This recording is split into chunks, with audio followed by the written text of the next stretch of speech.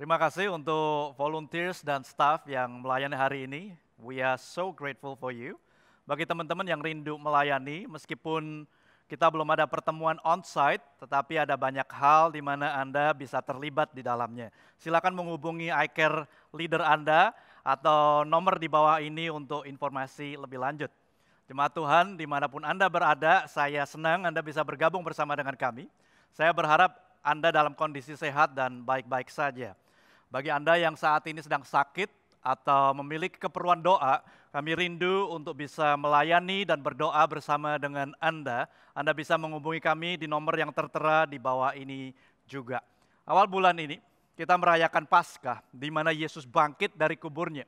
Kebangkitannya memberikan kita tidak hanya kehidupan yang kekal, namun juga sebuah harapan yang tidak sia-sia selama kita hidup di dalam dunia ini.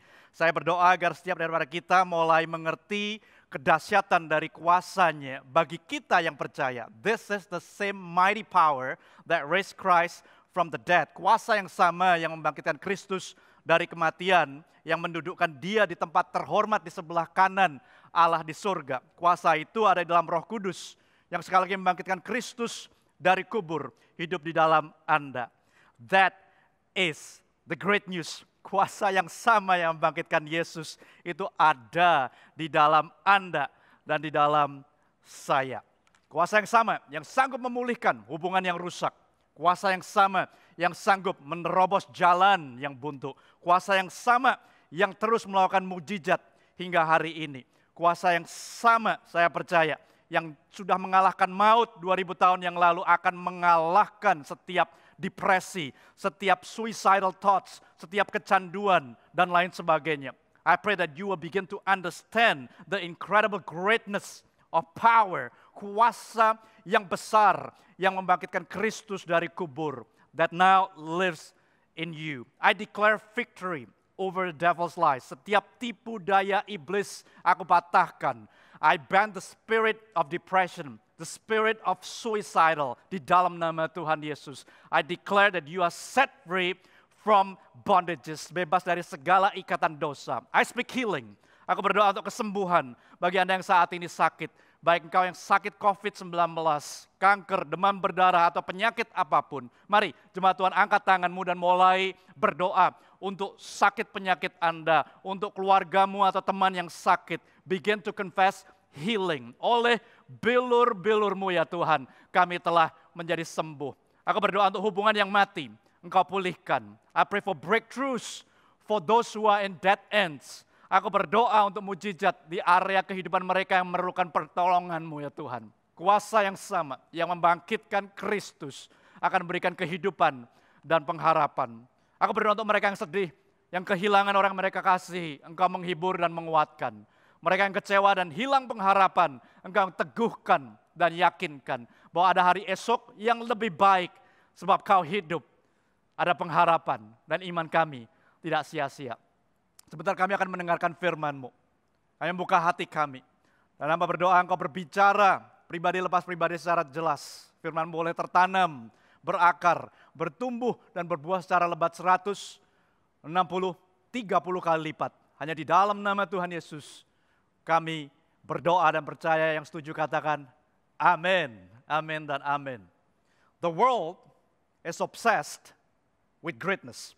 Dunia ini terobsesi dengan kehebatan.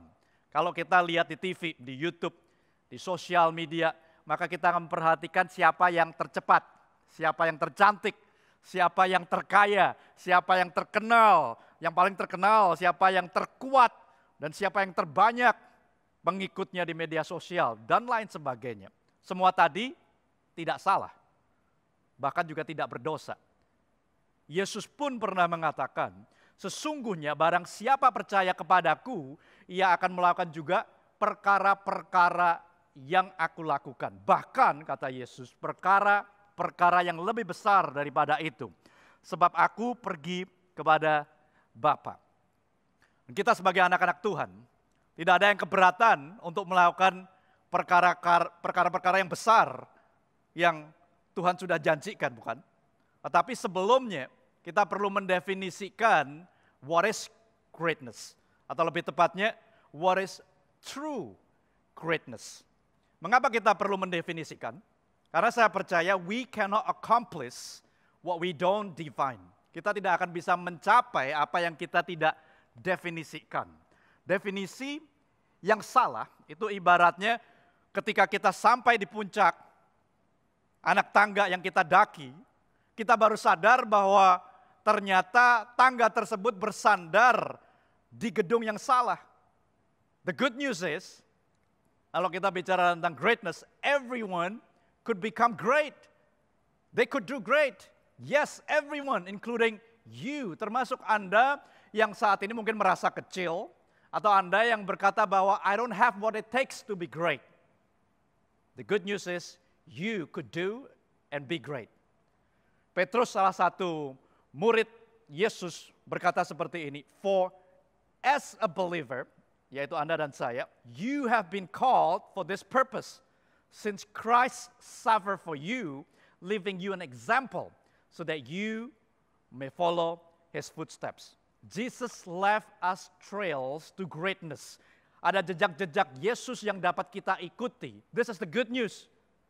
The bad news, kabar buruknya, Anda mungkin tidak suka atau tidak setuju dengan jalan atau rute untuk menuju kebesaran ini atau true greatness, kehebatan yang sejati.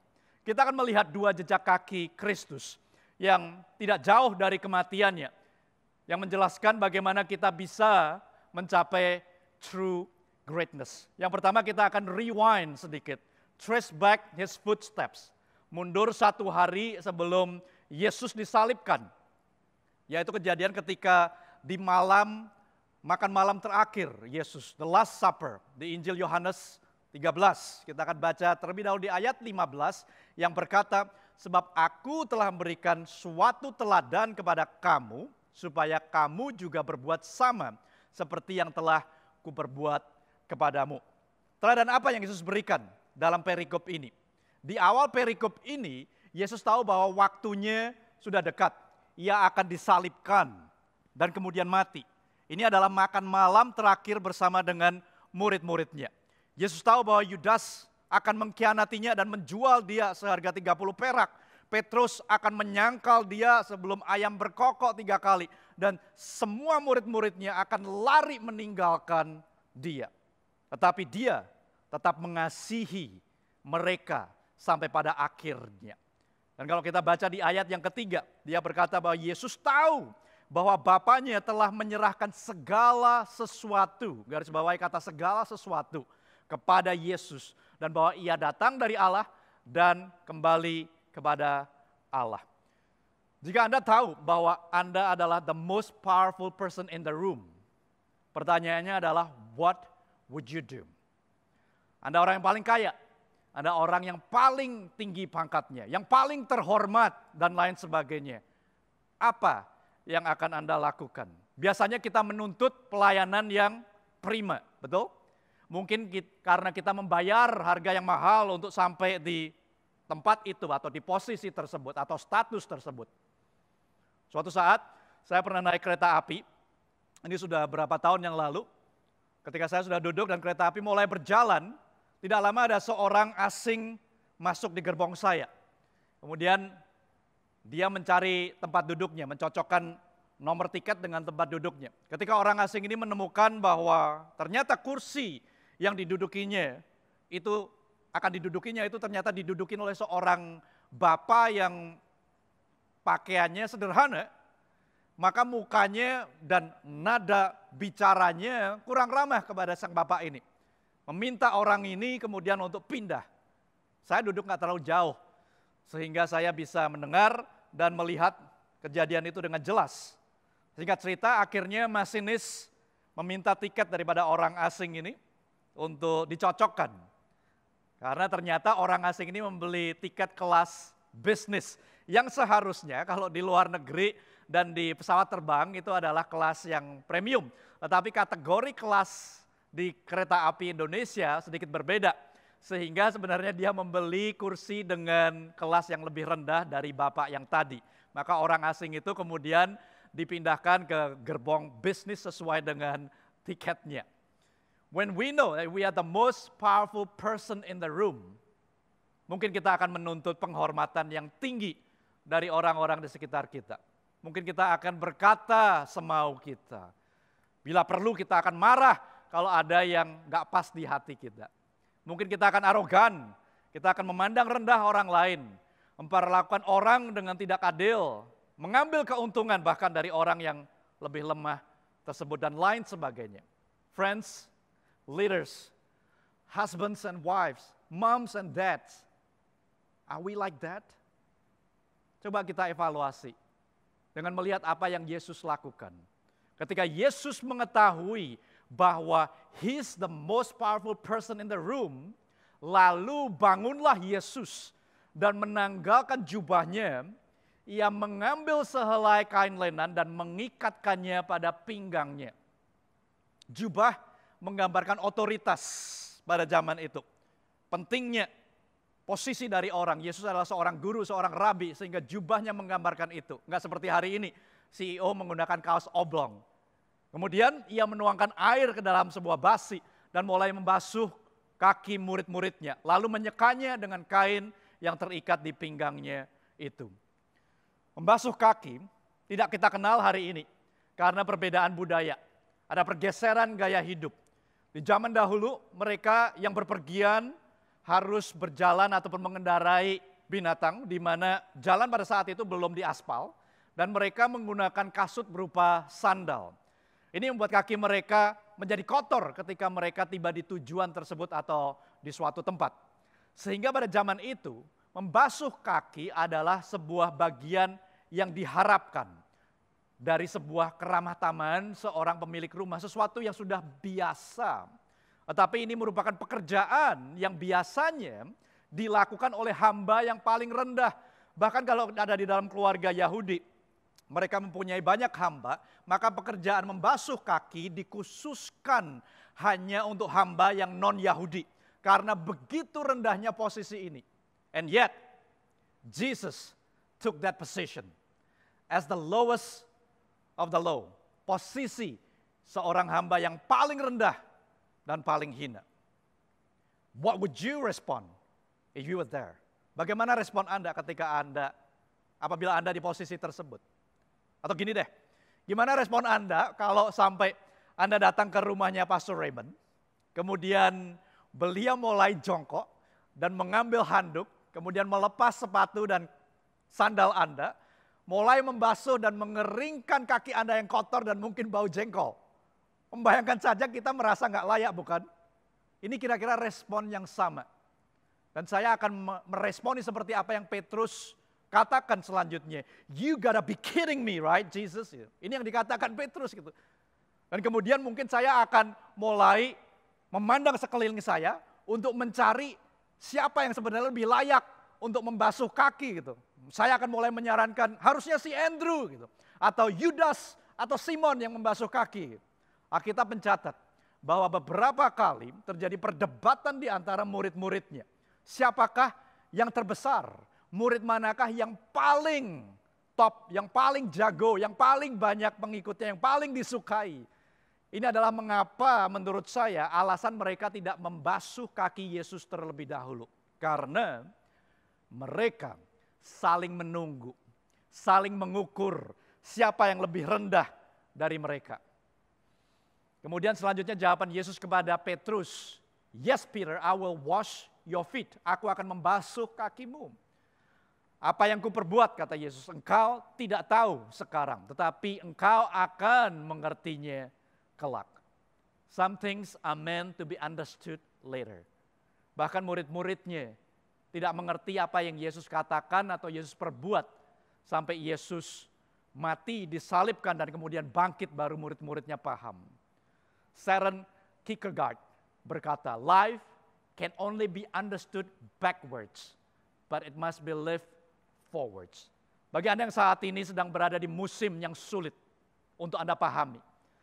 Satu masalah belum selesai, masalah yang lain timbul. Anda mungkin berkata, are you serious God? You gotta be kidding me, right?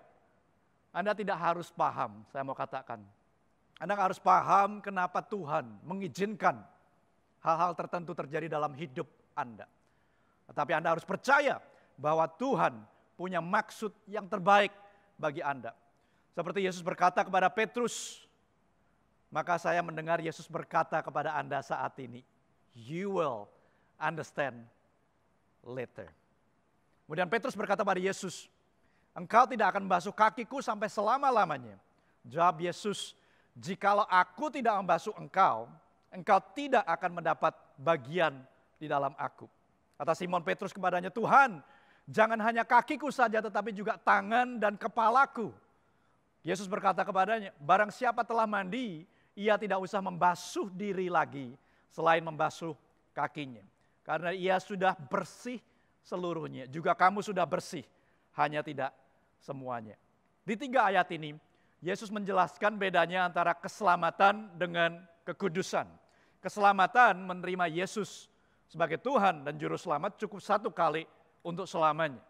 Tetapi proses pengudusan terjadi seumur hidup kita, berulang-ulang, terus kita lakukan.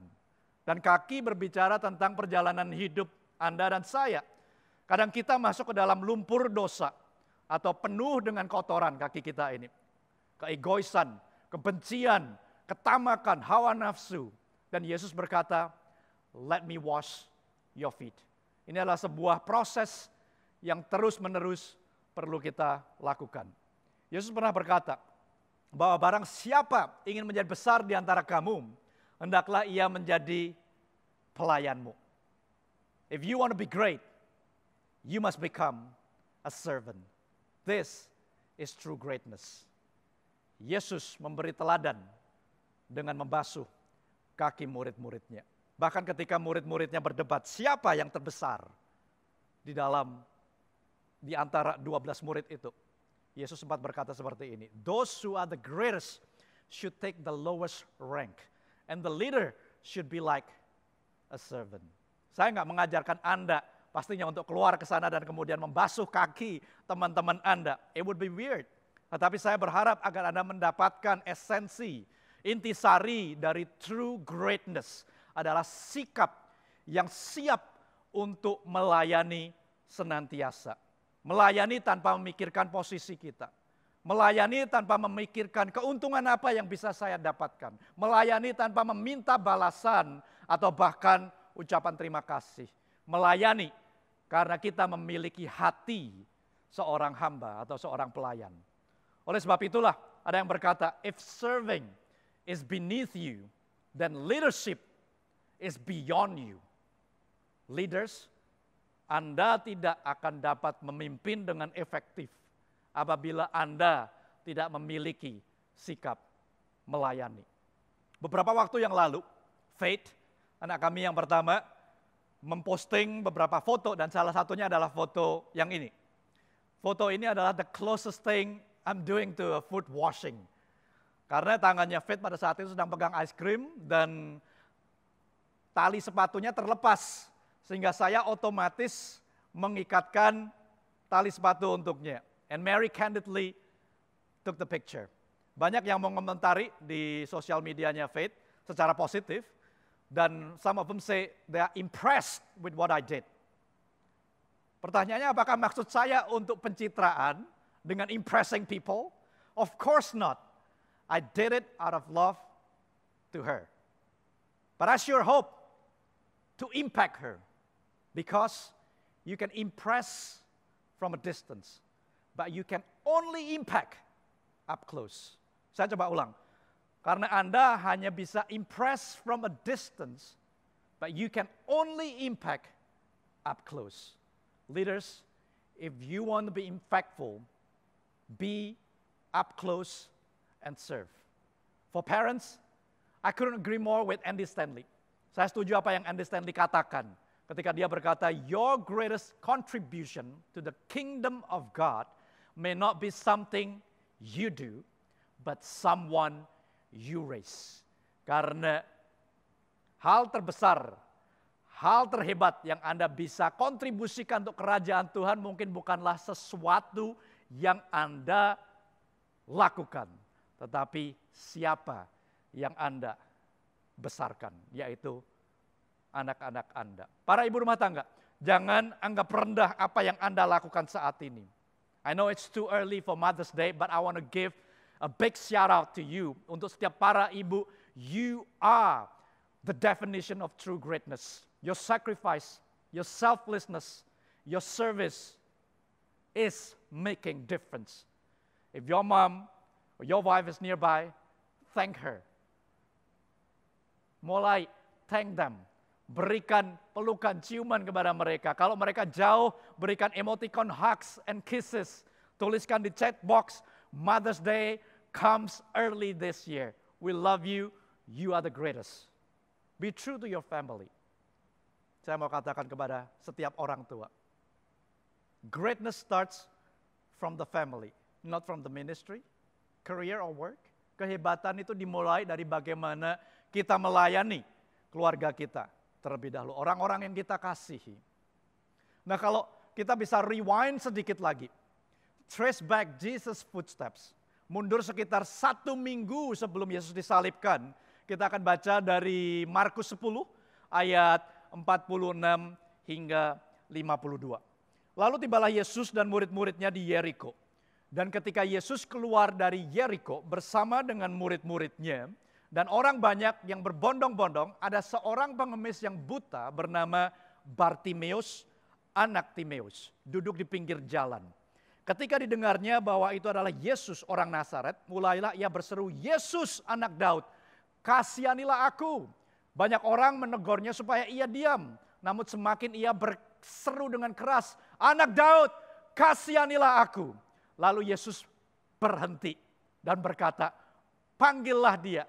Mereka memanggil orang buta itu dan berkata kepadanya, kuatkanlah hatimu, berdirilah, ia memanggil engkau. Lalu ia menanggalkan jubahnya, ia segera berdiri dan pergi mendapatkan Yesus. Tanya Yesus kepadanya, apa yang kau kehendaki supaya aku perbuat bagimu? Jawab orang buta itu, Rabuni atau guru, supaya aku dapat melihat. Lalu kata Yesus kepadanya, pergilah, imanmu telah menyelamatkan engkau. Pada saat itu juga, melihatlah ia. Lalu ia mengikuti Yesus dalam perjalanannya. Did you see what Jesus did here? Anda melihat apa yang Yesus lakukan di sini? Ini adalah sebuah perjalanan yang penting bagi Yesus untuk ke Yerusalem, di mana perjalanan ini adalah perjalanan panjang dan berat menurut saya. Karena dia tahu sebentar lagi dia akan dihakimi dengan tidak adil. Dia akan dicambuk, disiksa, dihina, diludahi, disalibkan hingga mati. Tetapi dia masih mengambil kesempatan untuk berhenti dan melayani seorang buta yang tidak penting menurut saya. And Jesus asked the blind man, what can I do for you? Wow, this is true greatness in action. Ini adalah kehebatan yang sejati. Kalau saya Yesus, untungnya saya bukan Yesus, maka saya akan berkata, gua gak ada waktu buat ini. Petrus, tolong urus orang buta ini. Do whatever you need to do with this guy. Gua ada urusan yang lebih besar, yang lebih penting. Menyelamatkan dunia. Itu kalau saya Yesus. Boro-boro menyelamatkan dunia. The other day, beberapa waktu yang lalu, ketika saya sedang mempersiapkan untuk sharing melalui Zoom, saya lagi sibuk dengan segala persiapannya. Kemudian istri saya Mary tanya, Hon, how's my hair? Sudah mengintip ini kata-kata di bibir saya. I don't have time for this. Gua mau ngajar. I'm saving the world. Kira-kira seperti itu kata-kata yang mau terucap. Tetapi Roh Kudus baik dan maha penyayang. Sparing me from a long and lonely night. Saya memilih untuk diam sejenak dan berkata dengan lemah lembut. Well, paling enggak menurut saya cukup lemah lembut. I cannot deal with this right now. So, I was saved by the bell. Saya enggak bisa membayangkan bagaimana Yesus bisa dengan segala beban, segala tekanan, segala pemikiran yang dia miliki pada saat itu, dia bisa berkata, what can I do for you? Apapun kondisi Anda saat ini, apakah Anda sedang penuh dengan tantangan, penuh dengan beban seperti yang dialami Yesus ketika dia dalam perjalanan ke Yerusalem, yang tercatat di Markus 10 yang barusan kita baca. Atau mungkin sebaliknya, sebagian dari Anda sudah merasa Anda mendapatkan semua yang Anda perlukan. All is good, but something is missing. Dan Anda mungkin bertanya-tanya, is there more to life? Apakah hidup ini cuman begini-begini aja sih gitu? Saya mendorong Anda untuk berhenti sejenak. Seperti yang Yesus lakukan. Dan kemudian bertanya kepada orang yang ada di sekitar Anda, what can I do for you? Karena saya percaya salah satu faktor yang membuat Anda bisa berpindah from good to great, from bad to great adalah dengan melayani dan membantu orang lain. That is true greatness. Dari dua peristiwa ini, kita bisa simpulkan bahwa true greatness atau kehebatan yang sejati, yang sesungguhnya adalah apabila kita memiliki sikap seorang hamba. Meskipun you are the most powerful person in the room, Anda tetap bisa bertanya, what can I do for you? Saya menantang Anda, dalam minggu-minggu ke depan ini, lihat sekeliling Anda. Para pemimpin dan orang tua, gunakan kekuatan Anda untuk menolong anak-anak Anda. Orang-orang di sekitar Anda, bahkan orang-orang yang Anda pimpin. Tanyakan pada mereka, apa yang bisa Anda bantu? Anak-anak dan teman-teman sekalian, tanyakan kepada orang tua dan pemimpin atau teman Anda, what can I do for you? Mungkin mereka saat ini lelah, penuh dengan beban. Tapi pertanyaan yang sederhana ini saya percaya akan memberikan kekuatan yang baru bagi mereka. Pastikan you mean what you say, sehingga Anda siap untuk melakukan apa yang mereka perlukan. Zig Ziglar pernah berkata seperti ini, you can have everything in life you want if you will just help other people get what they want. Anda bisa mendapatkan semua yang hidup dapat tawarkan pada Anda apabila Anda membantu cukup banyak orang untuk mendapatkan apa yang mereka inginkan. Suami dan istri, tanyakan pertanyaan yang sama satu kepada yang lain. Terutama untuk suami, saya mau bicara pada Anda. Leverage your power to elevate her. Bukankah ini yang Kristus lakukan untuk gerejanya? Mati di atas kayu salib sehingga gerejanya bisa memiliki kehidupan dan hidup dalam berkelimpahan. Dan bukankah ini bagian dari janji nikah yang pernah Anda ucapkan di altar? Mengasihi seperti layaknya Kristus mengasihi gerejanya. Tetapi tidak jarang kita sebagai seorang suami hanya mau dibasuh kakinya. Karena kita berpikir ya itu kan tugas dari istri. Tetapi mari kita berkaca dari teladan Yesus. He's the most powerful person in that room. Tetapi dia merendahkan diri menjadi seorang hamba yang paling hina, yang paling rendah, dan dia mulai membasuh kaki murid-muridnya. Suami, Anda belum diminta untuk mati buat istri Anda, hanya membasuh kaki mereka. So ask your wife this week atau beberapa minggu ke depan ini, what can I do for you? Apa yang aku bisa bantu untuk meringankan bebanmu? Demikian juga dengan istri, lakukan hal yang sama kepada suamimu. This is probably the most loving thing that you could do to each other. Saya rindu untuk berdoa bagi Anda yang mau melakukan ini. Hal yang sederhana, mengikuti jejak Kristus dengan memakai jubah seorang hamba atau seorang pelayan. Melayani satu dengan yang lain. Kalau itu Anda, taruh tangan Anda di dada. Suami boleh gandeng tangan istri Anda. Bapa di surga, aku berdoa untuk kerendahan hati. Kami mau menanggalkan jubah kebesaran kami, kesombongan kami. Dan kami mau melayani satu dengan yang lain. Mulai dari perkara-perkara yang kecil, kami mau memperhatikan. Bahkan kami mau berhenti dan bertanya apa yang bisa kami lakukan satu terhadap yang lain. Suami atau istri, pada orang tua atau pemimpin kami. Termasuk pada mereka yang saat ini kami pimpin dan teman-teman di sekitar kami. Mampukan kami untuk melakukan Tuhan perkara-perkara yang Kau sudah lakukan. Mengasihi, mengampuni, melayani, bahkan tetap melayani orang-orang yang pernah menyakiti kami seperti Engkau membasuh kaki murid-muridmu, termasuk Yudas yang akan mengkhianati Engkau. Ingatkan kami senantiasa bahwa true greatness is found in serving others. Kami akan meniru teladan yang Kristus berikan. Sehingga semua orang akan tahu bahwa kami adalah murid-murid-Mu. Dan nama-Mu dipermuliakan melalui pernikahan kami, melalui pekerjaan kami, sekolah kami, dan pelayanan kami. Saya juga rindu berdoa bagi Anda yang memerlukan pertolongan dari Tuhan. Ketika Anda perlu pertolongan dari Tuhan, miliki sikap seperti seorang Bartimius tadi yang kita baca. Yang pertama, Bartimius tidak mudah menyerah. Orang-orang di sekitar Bartimius meminta dia untuk diam dan tidak membuat kegaduhan atau membuat keributan karena dia berteriak-teriak. Tetapi dia terus berteriak kepada Tuhan. Dia tidak mudah menyerah. Yang kedua, Bartimius fokus hanya kepada Tuhan. Bukan pada kondisi yang ada di sekitarnya. Bukan pada orang-orang yang ada di sekitarnya. Bartimius fokusnya hanya kepada Tuhan. Dia berkata, Jesus, son of David, Yesus anak Daud. Dia sebetulnya sedang mengakui bahwa Yesus adalah Mesias, juru selamat yang dapat menolong dia. Fokuskan diri Anda kepada Yesus ketika Anda memerlukan pertolongan dari Tuhan. Dan yang ketiga, dia meninggalkan jubahnya. Jubah di sini sekali lagi berbicara tentang siapa Bartimius. Karena dia seorang yang buta, dia biasanya menggelar jubahnya di lantai. Dan di situ dia menjadi orang yang hina, yang rendah, menunggu amal dari orang lain untuk memberi dia sedekah.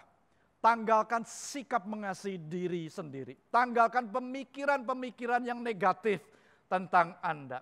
Kenakan iman percaya bahwa Yesus sudah mendengar jeritanmu. Dia saat ini berkata kepada Anda, imanmu telah menyelamatkan engkau. Kalau ini Anda, mari kita sama-sama berdoa. Bapa, Engkau Allah yang mengenal setiap jeritan daripada anak-anak-Mu pada saat ini yang di dalam kesesakan. Apapun yang mereka alami saat ini, Engkau tahu. Dan aku berdoa agar mereka tidak putus asa. Agar mereka tetap fokus hanya kepada Engkau. Dan memiliki iman untuk senantiasa percaya bahwa Engkau Allah yang sanggup menolong, melepaskan setiap dari mereka dari kesesakan. Bahkan mereka akan memilih untuk percaya sebelum mereka melihat. Percaya bahwa Engkau memiliki rencana yang baik atas hidup setiap daripada mereka. Dan pertanyaan-pertanyaan mereka akan terjawab pada waktunya nanti. Mereka mungkin gak paham saat ini kenapa mereka harus mengalami berbagai kesesakan, berbagai permasalahan. But for now, they will just believe and choose to serve others. Memilih untuk tetap melayani di tengah-tengah kesesakan yang mereka alami. Terima kasih untuk rencana-Mu yang tidak pernah gagal di dalam setiap kehidupan mereka.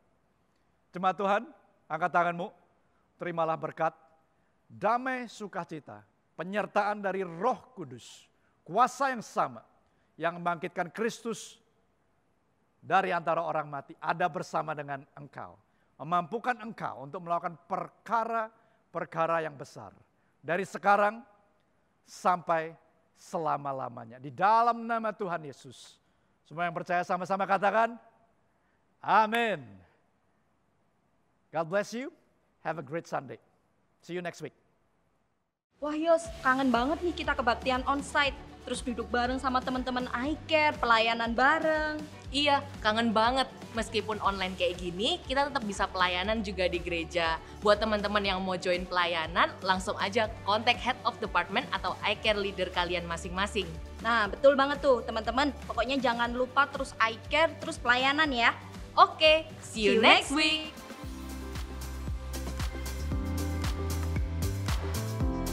Apabila Anda membutuhkan info mengenai komunitas dan gereja kami, silakan klik link yang tertera di description box. Have a blessed week!